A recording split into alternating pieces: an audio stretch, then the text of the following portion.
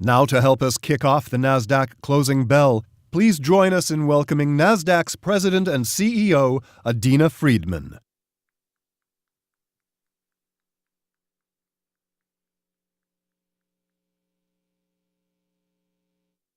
We are excited to be here with all of you to ring the Nasdaq closing bell here from Los Angeles. And as you can see from the screens behind me, we are being simulcast live at Nasdaq's 7-story tower located in the heart of Times Square, New York. This year marks the 20th anniversary of the Milken Institute Global Conference. That is an amazing accomplishment. So let's congratulate and thank our hosts. So congratulations.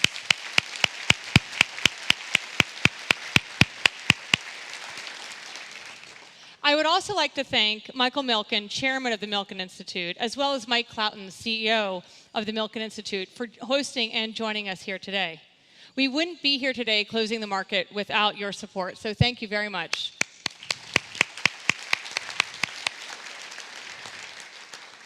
The Milken Institute's Global Conference convenes the best minds in the world to tackle the most challenging issues. For the past 2 decades, this conference has been committed to turning powerful ideas into transformative actions that improve our society and tackle issues such as access to capital, job creation, and improving healthcare around the world. Everyone who attends this event understands that the conversation only just begins here and that the real work starts when we go back to our organizations. This year, more than 4,000 thought leaders from over 50 countries are in attendance at the conference to explore some of the most important themes that touches each and every one of us, which is building meaningful lives. There are very few people who can shed light on this topic better than Michael Milken. Named one of the 75 most influential people in the 21st century by Esquire magazine and recognized as the man who changed medicine by Fortune, Michael Milken has dedicated himself to driving social change by disrupting and improving the status quo. Milken's Family Foundation has worked closely with more than 1,000 organizations around the world for over a third of the century. They've been supporting extensive programs to help address difficult inner-city issues, assist families of children who with life-threatening diseases, and build youth programs. It has also supported the worldwide research on pediatric neurology, nutrition, leukemia, brain cancer, and breast cancer. The Foundation's work has helped pioneer innovations in medical research and education and public health by leading international dialogue and collaboration through the Milken Organization and through conferences like this. Michael truly embodies what it means to build meaningful lives, and I think that also deserves a round of applause.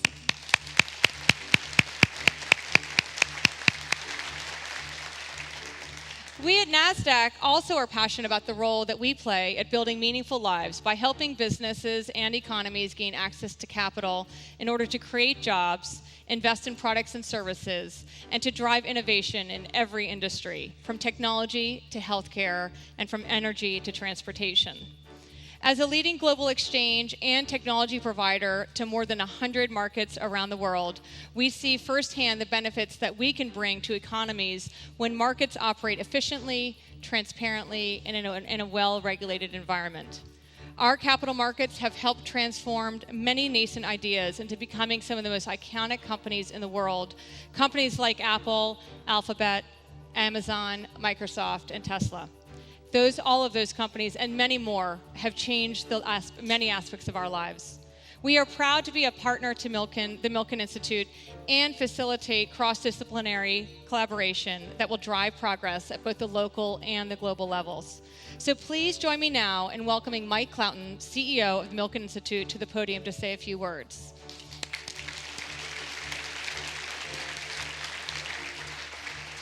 Okay.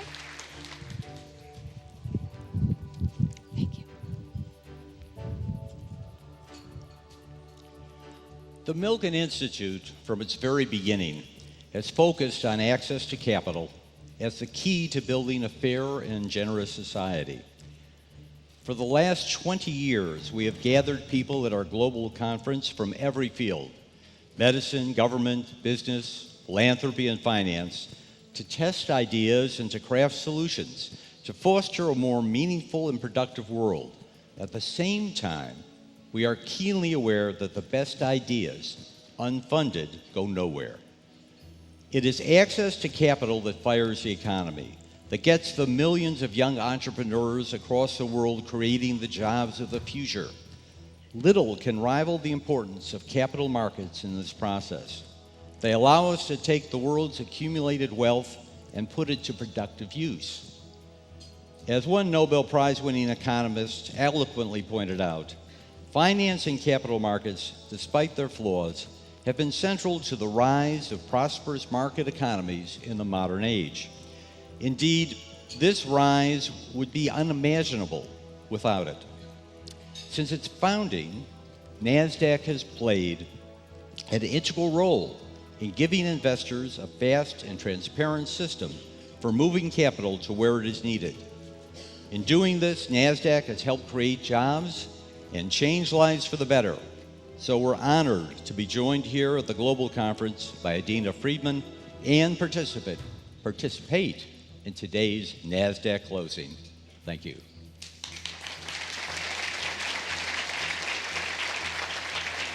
Thank you, Mike. In celebration of today's event, we'd like to present you with this crystal. Great. And it's just a nice reminder that it is the 20th anniversary and also that we're here together today. So thank you very much. Thank you. Come on up. And we'll kind of stand in the middle that way. Right. You know, it's all about framing that shot. Absolutely. All right. Please join me in welcoming our distinguished guests to join Adena and Mike at the podium. Great. So are you, have you been to the Nasdaq market site before? Since I've been there for years. I used to run securities.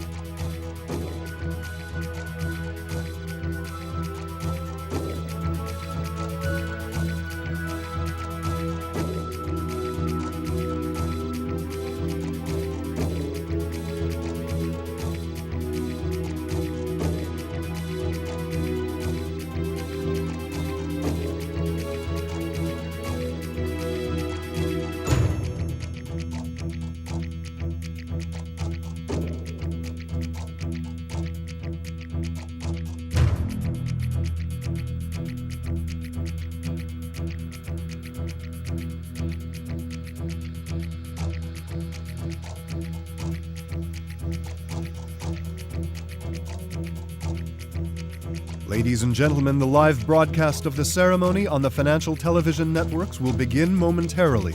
We ask that the round of applause starts now.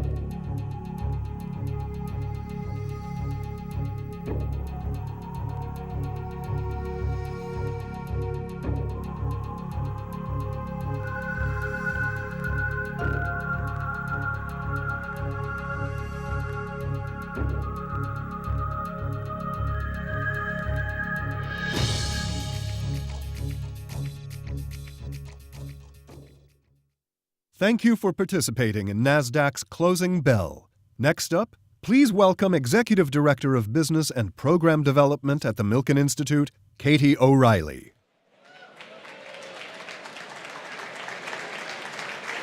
Hello, good afternoon. That was really fun. That was like our 15 minutes of fame.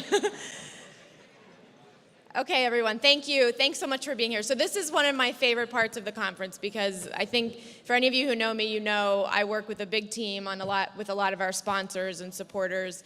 So all of the compelling content and everything that you've heard today and will continue to hear over the next couple of days really would not be possible without both the financial contribution and intellectual contributions that we get from all of our sponsors and supporters. So I want to take a moment to acknowledge them right now.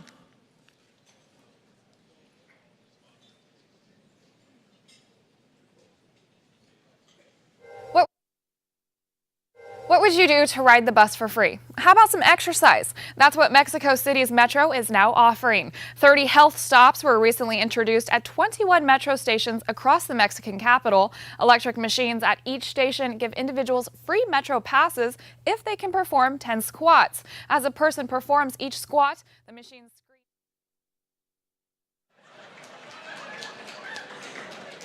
That's actually our newest sponsor about to be confirmed, but okay. We're going to try that one more time. Ready? Thank you. The Milken Institute wishes to thank our underwriters, sponsors, and media sponsors for their support.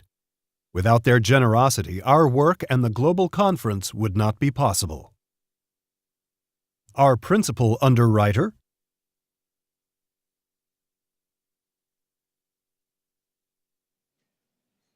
our presenting underwriter,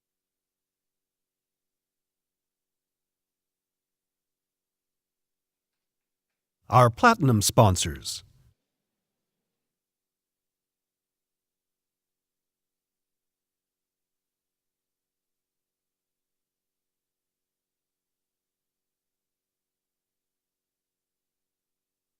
our gold sponsors,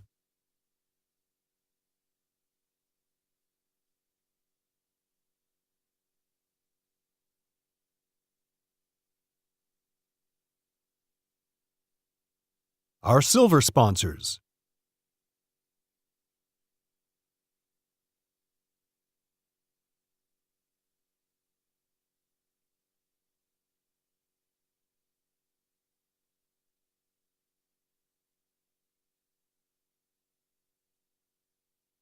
our bronze sponsors,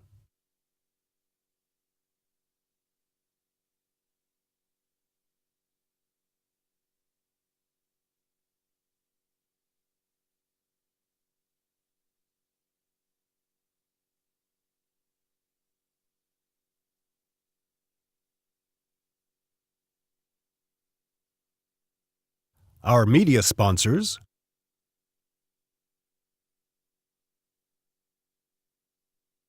we thank our strategic partners for their significant annual support of the Milken Institute. Thank you.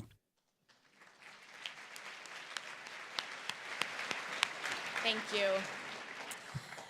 Okay, and now it's my pleasure to introduce a man who needs no introduction, Milken Institute Chairman Michael Milken. He's been my boss for over 10 years, but more importantly, Mike has been recognized around the world for his leadership in philanthropy and medical research. He's equally committed through events such as the Global Conference and our regional summits around the world to nurture dialogues that lead to solutions to humanity's most critical problems. Please welcome Michael Milken.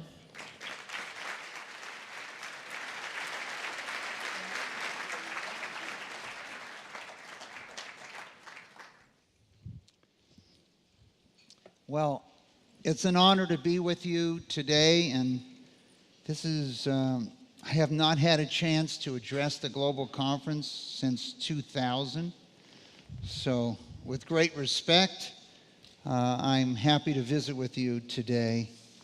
And I also not only want to thank the sponsors, but much of our intellectual content and the 250 events we put on around the world comes from our attendees, and I myself must talk to at least 1,000 of you during the year, and I'm happy you could join us here in Los Angeles. So, not surprising, the name of my talk today is Building Meaningful Lives, which is what we chose this year for the Global Conference to be our topic. And I'd like to start by reading something that was written in a book a number of years ago. For America to bounce back from the blow, it had to overcome wounded national pride. In Washington, there's more concern than the city has known since Pearl Harbor. People are scared, and many have panic reactions. They are searching for someone to blame or something to blame. There's a sudden crisis of confidence, forcing the United States to change its priorities.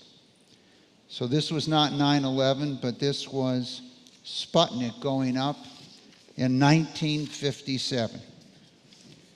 Many people thought this was the Soviet Union's finest hour, more advanced technology, but history has shown this was really the end of the Soviet Union. It woke up the United States, and the response by the United States was significant. U.S. defense budget increasing, DARPA was formed, National Defense Act, Education Act, and it was cool. It was cool to be a physicist or a mathematician, and NASA was formed in this response. And the promise by the President of the United States is we would never be behind in science again. So I wrote a letter to the President, 1957, told him I was ready to lead our space program. My qualifications, I had never missed a math or science problem and had been reading comic books for years and fully understood space travel. Unfortunately, I did not receive a response at that time, but that was my mission. I headed off to Berkeley in 1964, which at that time was the #1 rated undergrad and graduate school in the world, to follow this dream with more Nobel Prize winners than any other university at that time, with a full understanding of what the American dream was. The American dream is that dream of a land in which life should be better and richer and fuller for every single person, with the opportunity for each according to their ability and achievement. And as the oldest of the baby boomers, in 1964, starting at Berkeley, began the free speech movement, which followed with movements throughout America. So in thinking about this issue of building meaningful lives, I'd like to address it in 5 parts today. The first part is limited access to the American dream. Now, I wasn't aware of limited access. I grew up in Los Angeles until I returned to Los Angeles during the summer of August 1965. And on August 11th, there were personnel carriers on the street. You didn't have to go to Vietnam. The city was on fire. And I had thought I knew everything there was to know about everything, but I could not understand why a city of dreams, the city of the entertainment industry, found itself in such a situation. I met a young African American man who told me that his father never had access to capital because of his race, and he would never have access to capital because of his race. And he had watched the burning down of the building that he worked in. He was married and he had a child. To me, it was extremely irrational. In the morning when he woke up, he would be out of a job without savings and family. And I searched for an answer to this question and looked around.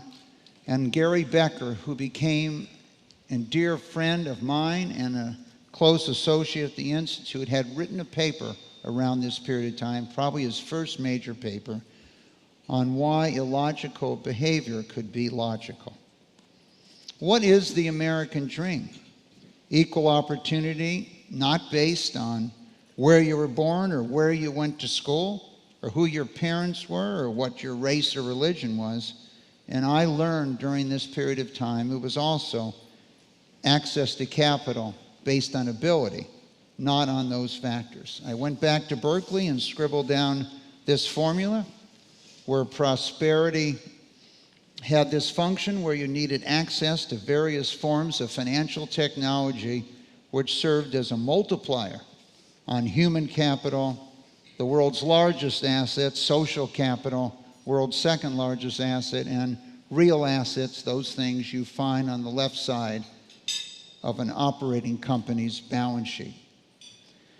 In the latter third of the 20th century, more than 62 million jobs were created by non-investment grade or smaller companies, minus 4 million by large companies, net 58 million new jobs in the private sector in the last third of the 20th century. And yes, human capital is the largest asset class, and in many ways, the world's major competition today is competing for human capital.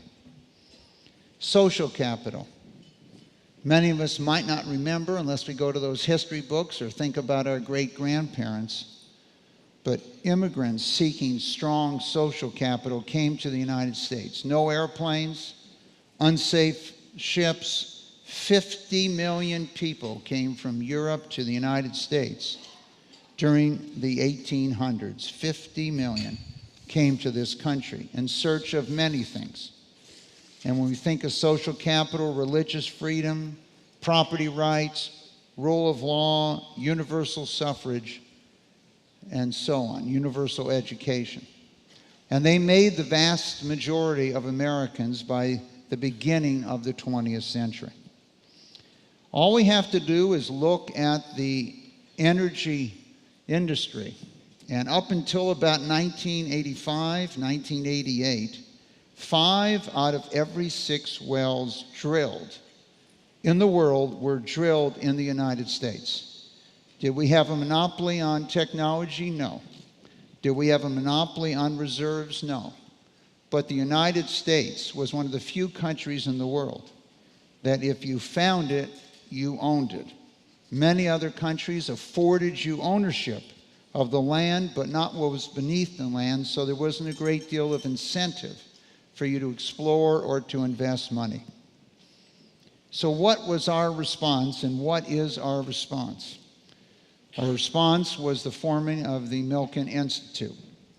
Our mission: to increase global prosperity by advancing collaboration, collaborative solutions that widen access to capital, create jobs, and improve health.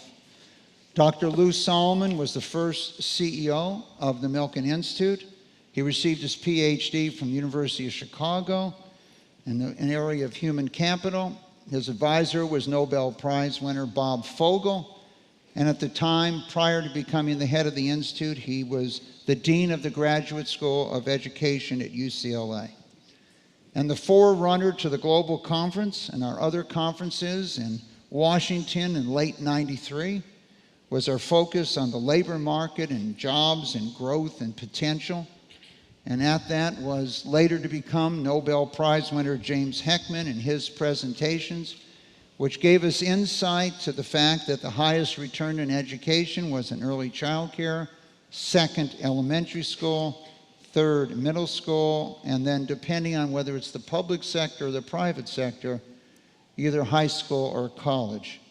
Other insights from Alan Kruger, later to have served as the chairman of the Council of Economic Advisors under President Obama, and one of our esteemed colleagues and panelists who's with us today. And another writer that day was a former partner of mine for a long period of time and been a leader at the Institute and in our innovative finance area, Dr. Richard Sandor.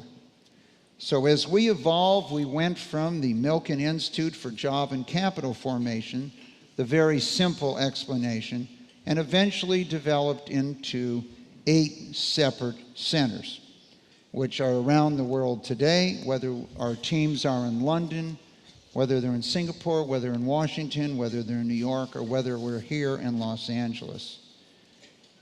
And what brings us to this conference is that we've added now the 12th track to our 11 tracks, and that 12th track is building meaningful lives. And the environment that we live in and the concern we have for future job creation, not just in North America or Europe or Latin America or Africa, but also throughout developing Asia, for what are the jobs of the future, has now made us focus on this as a core area of the Institute. So I thought I'd take a moment just to briefly look at the world and try to see the world through new eyes. And this is something we have done particularly over the last 20 years at these global conferences and other conferences. We encourage you to go to areas that are not your core area, to meet people you would never meet, and find out how you can work with them to make positive changes in the world, build your business, increase your rate of return on your assets, depending what your primary responsibilities are. So I'd like to look at just a few of the areas we've reflected on over the years. One was the median wealth, and focusing on this a few years ago and pointing out that the United States, median net worth in the United States was among the lowest in the world. And then Americans, a very substantial portion of Americans, were very poor and could not afford to lose their job or get sick, and the challenges, and understanding that you could be elected the President of the United States if not one person with a net worth of $50,000 voted for you. And the fact that 30% of our population had a net worth under $10,000. We also try to get you to see the fact that median income had not increased in America in 17 years, adjusted for the rate of inflation. So Americans were challenged by net worth. Americans were challenged by median income levels. And half the population, at least, had not participated in the growth of our economy over 17 years.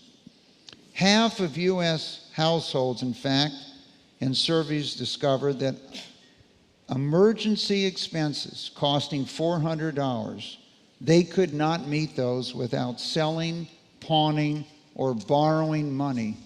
And you can imagine the challenges in those families. When you look at median income throughout the United States and you look at a map of our country, we pointed out that many parts of our country have relatively low median income, but the West Coast, the Northeast, Colorado, etc., have higher incomes. And if you look at this last election in the United States, you'll see there's a high correlation to those states with low median income and those that voted for the president versus those that voted for Hillary Clinton. And so the working poor, the challenges of our country, we felt would determine the next president of the United States, and our response at the Milken Institute needed to be focused on how we can help people build meaningful lives. And in democracy, if we don't, the world will change for us. We also try to get you to look at the world with new eyes instead of looking at geographic maps of the world. And as we think about the arms race between the Soviet Union and the United States after World War II, the quote, Cold War, Russia, obviously in terms of geographic area, even today, after the separation of numerous states from the Soviet Union, is substantially larger than the United States. But if you look at Russia relative to the United States based on its economy, it is much closer to the states of Maryland and New Jersey than it is to the United States. So understanding these issues, when one reflects back on President Reagan's Star Wars policy, it was impossible for the Soviet Union to meet the needs of its own citizens and at the same time, with such a small economy, compete with the United States in the arms race. Another thing we try to get you to look at the world was the, quote, at least archives that tell us, might not be accurate, that when Einstein was asked many years ago, what is the most powerful force in the world, he answered that question with compounding. Okay, it's the most powerful force the world has ever produced. Now, those of you responsible for managing money know that. Those of you who have the awesome responsibility of meeting your actual assumptions for your foundations, your endowments, etc., knows that. And there isn't a day that goes by that the newspapers don't report on economic growth for the country and whether it should be 3% instead of 2%, and the miracle of China with 10% growth for a couple decades. So yes, it is. But it isn't just economic growth and rates of return. This word, this concept of growth reflects in cancer. How fast is your cancer growing? For some forms of cancer, it might double in a year. For others, such as melanoma, it often doubled in a month. So 1 billion cancer cells in January were 1 trillion cancer cells by November. If we look at the rate of returns and different actual assumptions today around the world for pension funds, endowments, sovereign wealth funds, foundations, even corporate investments and insurance companies, if you look at just 3 comparisons, if you assume your median is 5%, the 20 trillion in assets sitting in our global capital markets group that met early this morning and for their annual meeting, at 5%, it would have grown over, and this is 32 years, not 20 years, but over 32 years to 95 trillion. At 3%, it's 51 trillion. And the taxpayers of any state, any country, the pensioners, obviously are be quite concerned about lower rates of return. And if we look at the 7% level, actual assumption of many corporations, particularly in the United States or pension funds, you can see the dramatic differential here of almost $80 trillion off a $20 trillion base if they achieve 5 versus 7%. In forming the Global Capital Markets Group, we fully recognize the responsibility they have. And if you want to ask yourself, what are those things that could go wrong? Obviously, if we're not able to achieve these actual assumptions, you're going to have significant disruptions through an economy and a country, particularly in Western Europe and the United States, that is focused on meeting the promises, both health care, pensions, and other forms of endowment, foundations, etc., insurance companies, by not achieving that level. So no different than low economic growth causes disruptions in any country, low rates of return on these significant assets that are invested does the same. And likewise, the large number of people here who work in the money management business have that same responsibility to meet those actual assumptions from their limited partners, whether they be insurance companies, endowments, pension funds, sovereign wealth funds, and so on. There's another group that's well represented with us today, and that is the private equity business. And that group has grown considerably. And when I first went to Wall Street in 1969, there was often a large gap in the late 60s, 70s, and early 80s between the utility curve of the leaders of a company and its owners. The private equity revolution that began in the late 1970s and has brought more than 60 private equity firms to the global conference this year has significantly changed the landscape.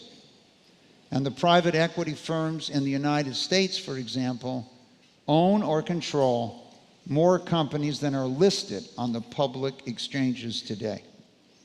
With that activity, they have awesome responsibility. They have not only taken on the responsibility of generating rates of return for their limited partners so that they can meet their actual assumptions, but they've also taken on the awesome responsibility as the largest employer and many of the largest employers in the United States. After Walmart, the next 8 largest employers in the United States today are private equity companies. And so their challenge as large companies doing in many cases well over $100 billion in revenue, and their responsibility to their own employees is key. With a commonality of ownership and control of management, you would assume, and we hope, that they have a commonality of interest and matching utility curves. Another thing we try to get you to see, and seeing the world with new eyes, was that if you had the opportunity to read next year's newspaper, you could still be wrong. So let's take a few examples just recently from last year. Russia, 2016. Negative GDP growth. Problems all over the world. Disruptions, sanctions, war, declining population, lower oil prices, numerous challenges. But it proved to be one of the 2 best markets in the world, and versus the US dollar, the ruble has rallied considerably, as well as its stock market. So had you read the headlines, you'd have thought, boy, this was a great opportunity to short instead of have an opportunity to buy. So what did you forget? They have abundant natural resources. They still have the world's largest geographic country and landmass. Numerous areas of undeveloped resources throughout the country, and an extremely popular leader in their country today. And the stabilization of commodity prices allowed them to be one of the world's best performers in 2016. Brazil, president is impeached, economy suffering, worst recession in 30 years, corruption scandal with state-controlled Petrobras, their largest company, former president indicted for corruption, Zika epidemic, 11% inflation, 12% unemployment. Well, what happened? Stock market was one of the best performing stock markets in the world. The currency rallied dramatically versus the United States last year. And what should you have been looking at? A country rich in untapped natural resource, increasing dramatic changes with its neighbors, particularly Argentina, with a new election, business approach, strong human capital in its management of businesses, that manage businesses not only in Brazil but around the world, bountiful agriculture, potential to be the largest agricultural producer in the world, and a new power and technology and the venture industry. In spite of all the headlines, these things still exist in Brazil. And if you had read those, unfortunately, you would have gone the wrong way as an investor. And so what we try to do is step back and make sure we have some common sense and understand what are the fundamentals. And that is one of the reasons this year why we focused so heavily on Latin America, with having delegations from Chile, Argentina, Brazil, Colombia, and Mexico here. Our efforts at the Institute are heavily focused on trying to change the world and trying to help you change the world, because we cannot do it alone, and we need your support, but also you are the decision makers. We've had a number of areas of success, particularly in the area of medical research and developments with the formation of faster cures. It was not that long ago that it was a short period of time from the diagnosis of leukemia for a child to death within 90 days, from the playground to the cemetery. And only 5% of children recovered. Today, almost 100% of all children recover and lead totally normal lives from leukemia. Our push that you've heard over the last 20 years into immunology, through the Prostate Cancer Foundation, the Melanoma Research Alliance, and the backing of a young man named Jim Allison and many others over these years, has resulted in a revolution in treatment. And as Dr. Francis Collins told us last night, at late night, a visible end to cancer as a cause of death. The Melanoma Research Alliance, with the support of Leon and Deborah Black, under the auspices of Faster Cures and the leadership of Margaret Anderson, 11 new FDA drugs have been approved just since 2010.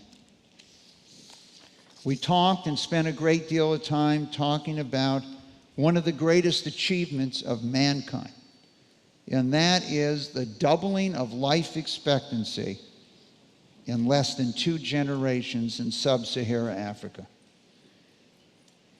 The controlling of AIDS for such a large percentage of the population, and as you heard World Bank President Jim Kim, Dr. Kim, point out today, one of the greatest achievements of George W. Bush, our 43rd presidency, was the aggressive support of getting AIDS into sub-Saharan Africa, into 20 million people.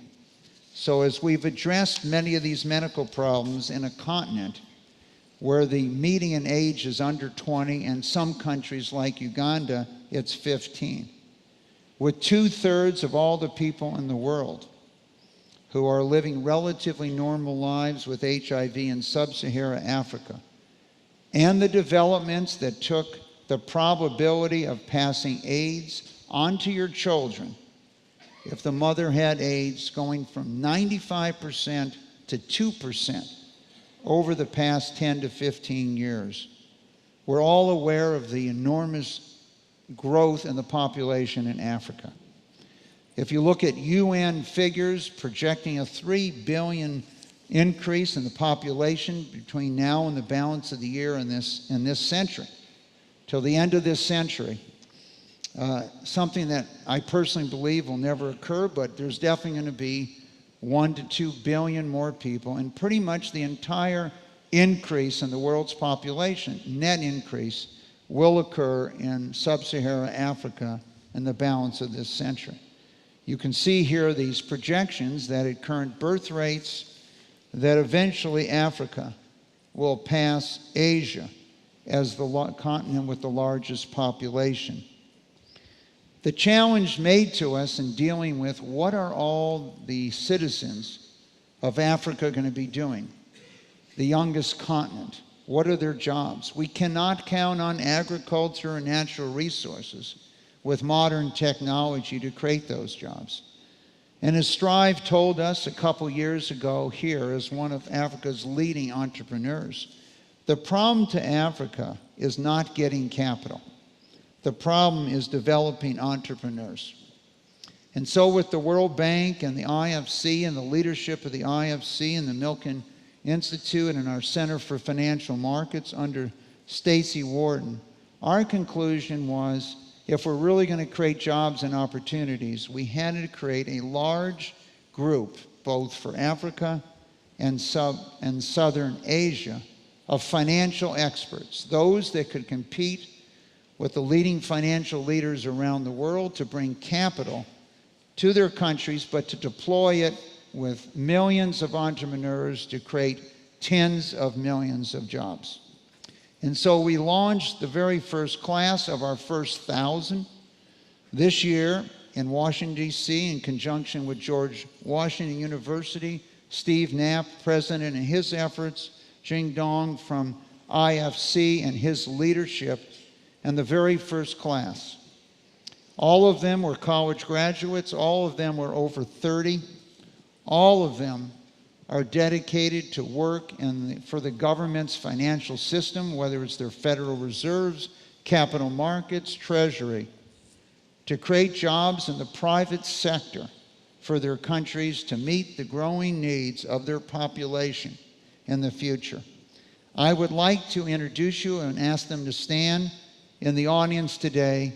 We are lucky to have a number of the first-year graduates with us today of this program who will be going back to their country to focus on creating jobs and economic development. And if we could turn the lights up, I'd like our IFC Milken Institute scholars to stand.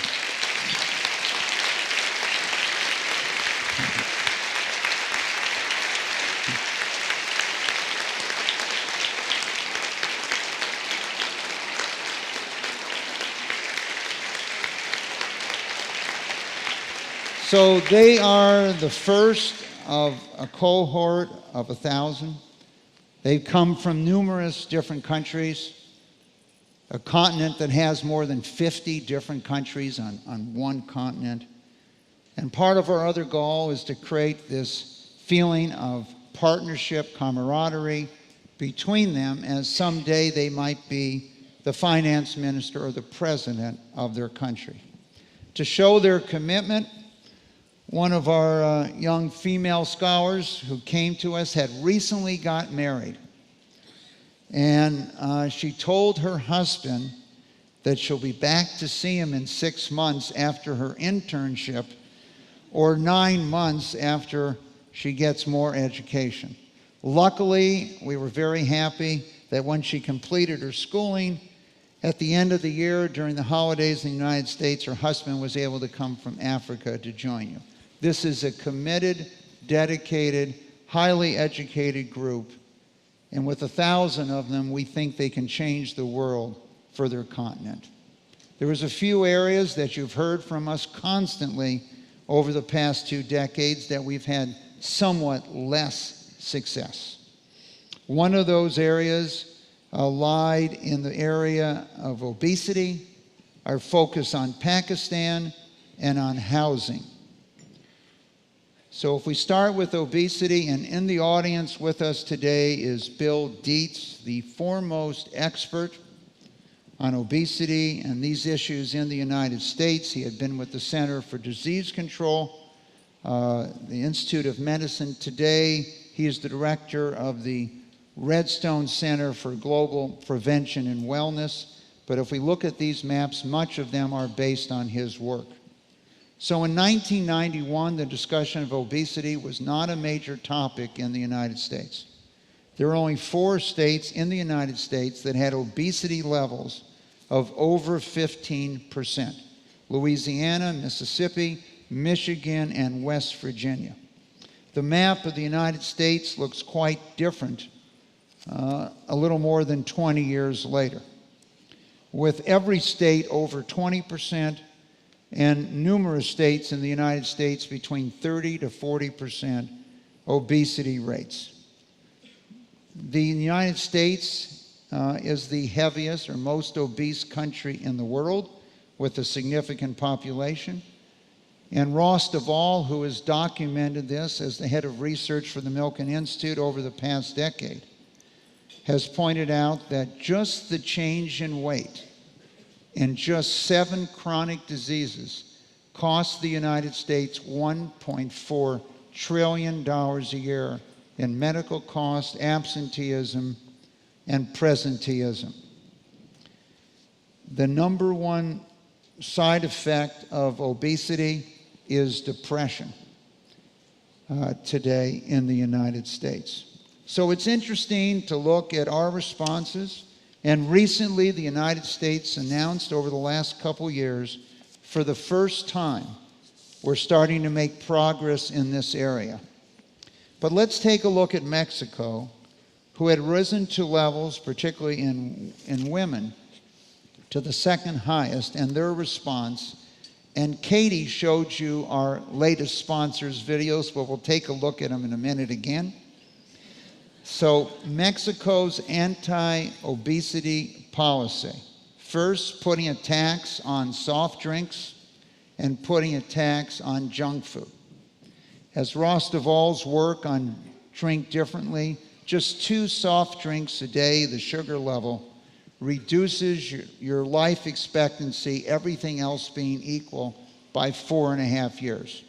And as Nobel Prize winner Elizabeth Blackburn, who today heads the Salk Institute, and has been a guest panelist here numerous times and had a book signing today, I believe, or yesterday, pointed out in her groundbreaking work, even for 6-year-olds, a 50% reduction in sugar intake has a substantial effect on the length of their telomeres, which should reflect on the length of their life. So this response, as you can expect in a free market, has been met by substantial increases in advertising by people in the soft drink business and junk food business to try to get their sales back up. But we now looks like the leading maker of chips. You'll be able to sequence your microbiome for $100 in 2019, and you'll know yourself anytime you want what effect things have on you based on what you eat. So Mexico's response has been to this: 1, free subway access if you can do 10 squats. They have video terminals. If you stand in front of your video terminal and you can do 10 squats, you can travel free. Distribution of information and other centers exercise for their population. And let's take a look at the video this time.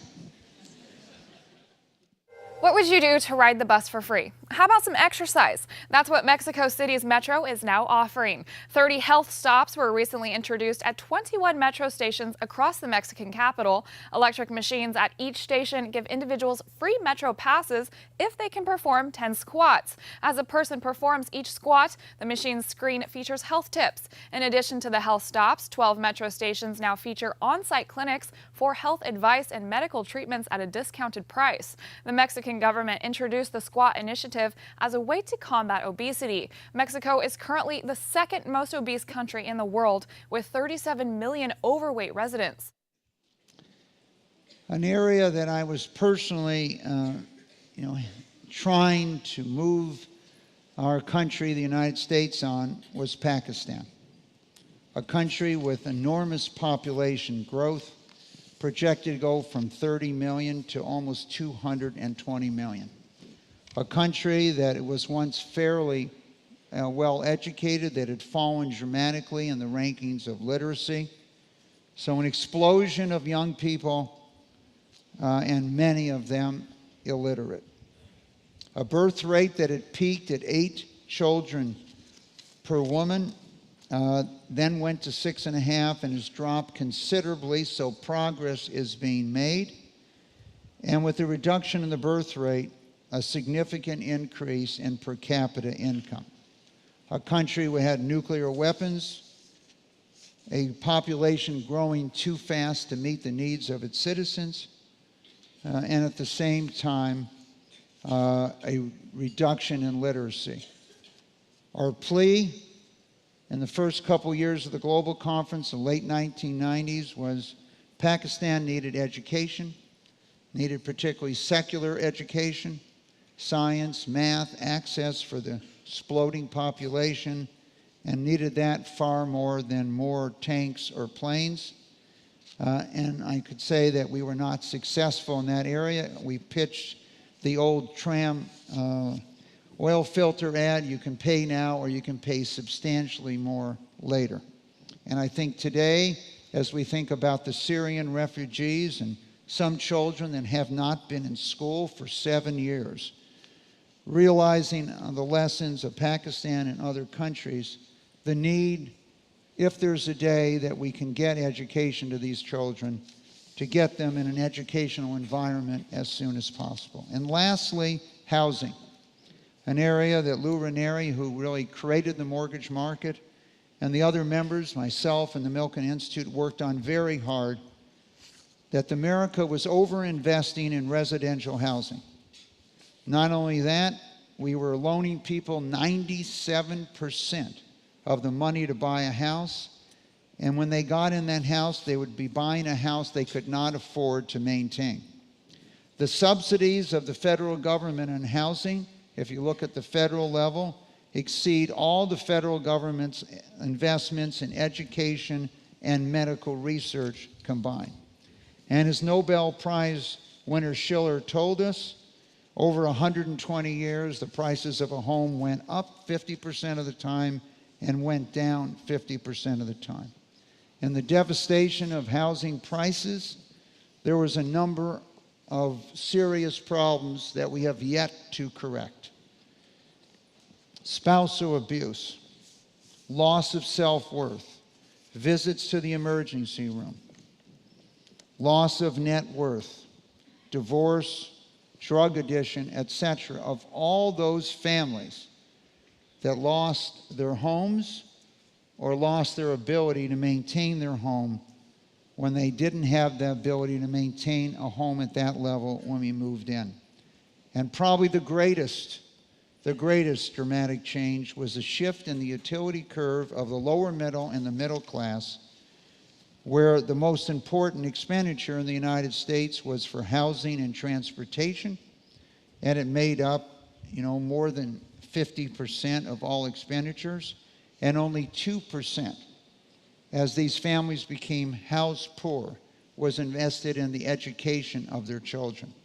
Juxtaposed 11 countries in Asia, the number one expenditure is food, number two expenditure is the education of their children, and in these 11 countries, the middle class in Asia spends as much money approximately on the education of their child as they do on their house and transportation.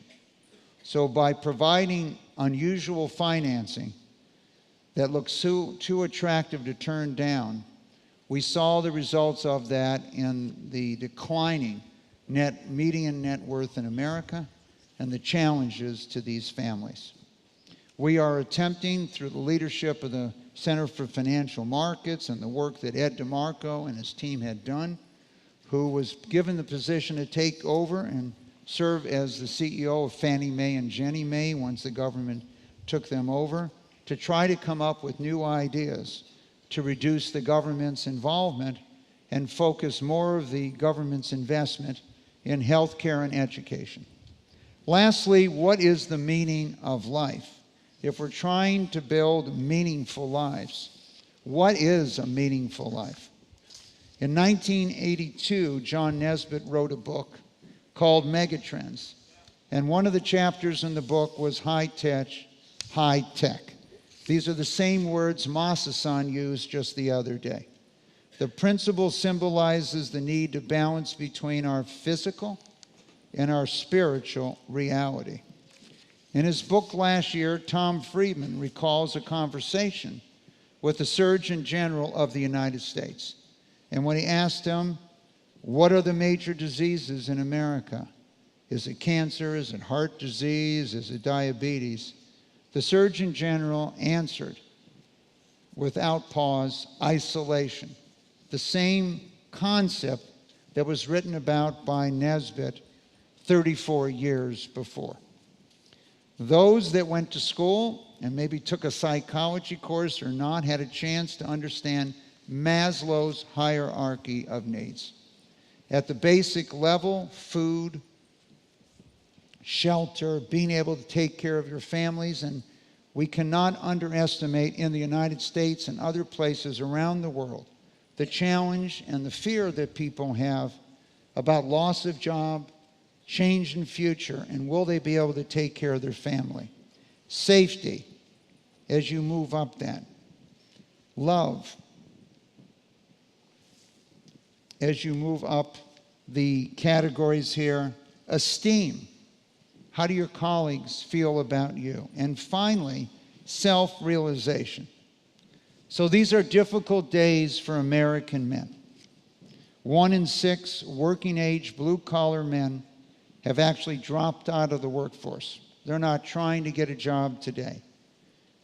That's worse than any other wealthy nation except Italy. More than half of them are on prescription painkillers, and 2/3 of those groups are on opioids. And that is why at the Global Conference you'll see both public and private discussions on opioids and representatives from the White House and the administration here, where this is a high priority for them. So, as a parent and a grandparent, I often wonder, why do people play video games? And one of our panelists here has given us the answer, Andrew Wilson, the CEO of Electronic Arts. Once you get past air, water, shelter, you get to social connections, a sense of belonging, moving up that hierarchy of needs. You get to self-esteem, overcoming challenges, building self-worth, and then eventually you get to the top of that pyramid, self-actualization. We are providing self-actualization for a great many of our players who win our video games.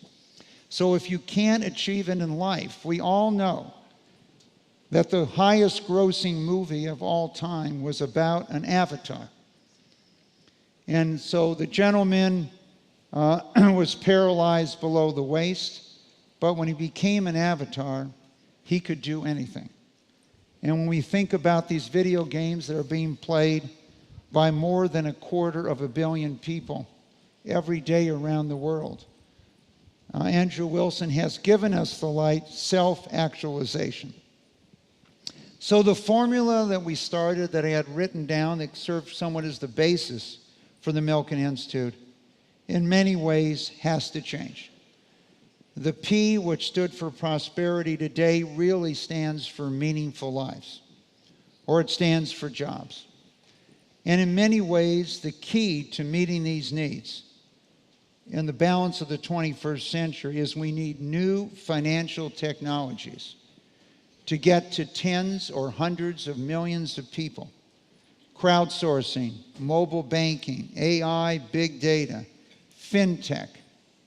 I'd like to show you just a short video from President Kim of the World Bank from just this morning.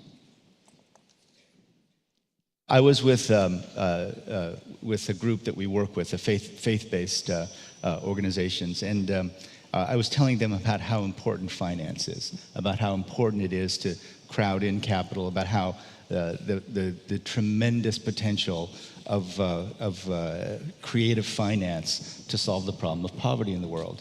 And you know, some of the faith-based organizations just push back and say, you know, when you talk about swaps and hedges, we go to sleep. And here's what I said, because the Archbishop representing the Vatican to the UN and the World Bank was there, and I said, you know, Archbishop, with great respect, and you know, I admire the Pope so much, but I would say this. I would say that for me, my first 25 years of working in development, I didn't know anything about finance. And the last 5, I've been steeped in it, right? And I said, and I want, please tell the Pope this. I think that my ignorance of finance in the first 25 years was actually sinful. Because there's no way that we're going to be able to lift everyone out of extreme poverty unless we get much more creative about how we use the capital in the world to create good outcomes. So SoFi, one of our lead sponsors, and our discussions is symbolic of the future of finance. And most of your large financial institutions today are spending considerable money in the technology area. And the challenge of how do we get money to entrepreneurs to create new businesses that will employ numerous people. And hopefully that will create an opportunity for billions of new jobs. The second area is real assets. And what we thought of real assets in this formula has changed dramatically and holds the key in the future for much of this opportunity. And so as we think about some of the early 20th century employers and the large employers of that time, that was a period of where raw materials, when you thought of real assets. Well, the number one change and maybe most valuable thing that occurred in the first part of the industrial era was the automobile in the early parts of the 20th century. But 60% of the cost of an automobile went for raw materials. And by the end of the century, the thing that changed the world, the microchip, only 2% of the cost of a microchip was in natural resources. Let's visit with Masa-san from SoftBank on this issue. When I was 19 years old, the first biggest shock that I got into my brain was seeing a page with a science magazine of the enlarged photo of some strange photo. And I turned the next page and I found out that was the picture, first picture I saw of the microprocessor. I said, wow, computer, this is a computer, photo of a computer in just a tiny chip on a fingertip. This represents entire computer. I said, oh my God, this is going to change mankind's life. This is the biggest invention that mankind ever created. And I started crying on the street. I started crying really, physically. And I said, wow. So I don't know how many of you have been crying on the street thinking about the microprocessor. But I think every investor wishes they had had that insight that Masa did. So the old infrastructure has been placed by an entirely new infrastructure, far more powerful, where you can interact with almost 3 billion people from your bedroom today. What is the most valuable real estate? Beginning more than 10 years ago, we asked you that question. Is it the real estate in New York or Singapore or London or Tokyo or Dubai or even here in Beverly Hills or Hong Kong? All of those cities at one time claimed they had the most valuable real estate. And what we try to say to you is if you thought that real estate was the most valuable, you're going to have a very difficult 21st century. Because the most valuable real estate generally ends in .com.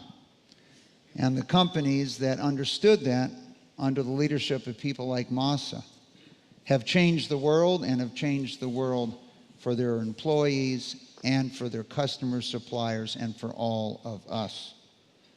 The simple example I can give you of a company that didn't think that way was Blockbuster. And when Netflix went public in 2002, it took 28 Netflix to make one Blockbuster. Well, we found out shortly, long before 2007, that Blockbuster actually had a negative value because they thought the value was in all those stores. And Netflix today is one of the most valuable companies in the world. If you look at a Fortune magazine of a little more than 60 years ago and look at the companies that were the largest in revenue, you will see today that only half of those even exist today as an independent company. And so we have been very focused at the global conferences on technology, innovation, disruption.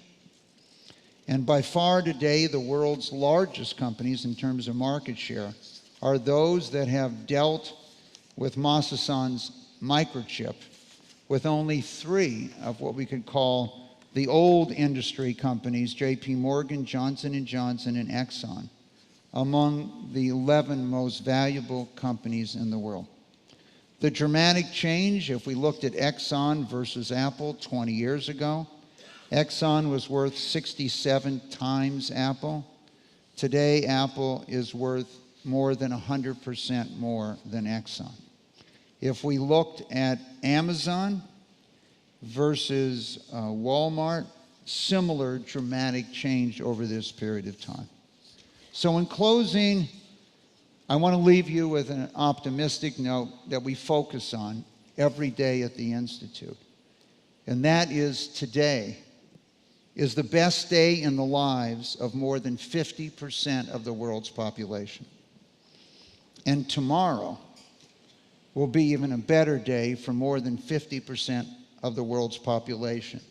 And our goal is to try to find a way that 90% of the world's population can say Today was the best day of my life.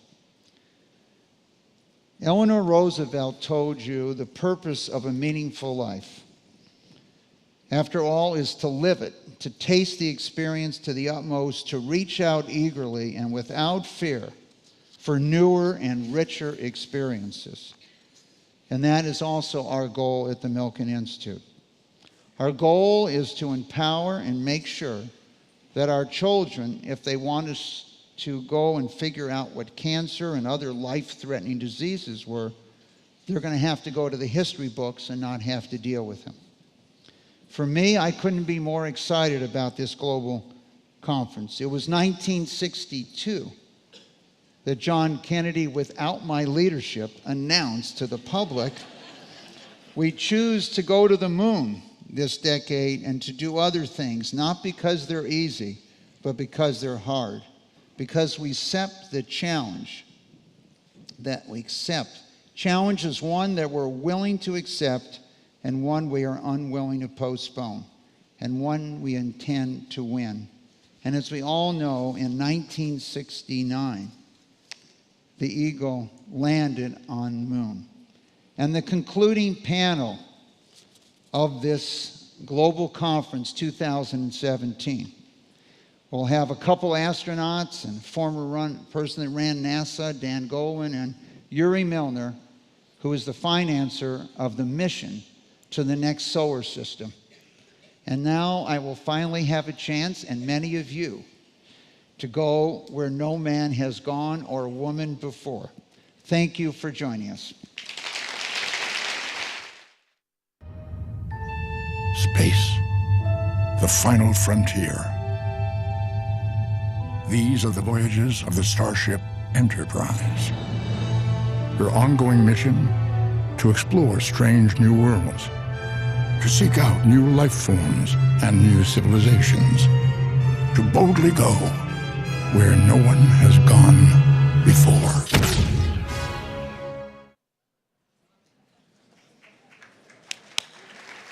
Thank you, Mike, and I promise we'll invite you to give a talk in less than another 16 years. Thank you all. Have a wonderful afternoon.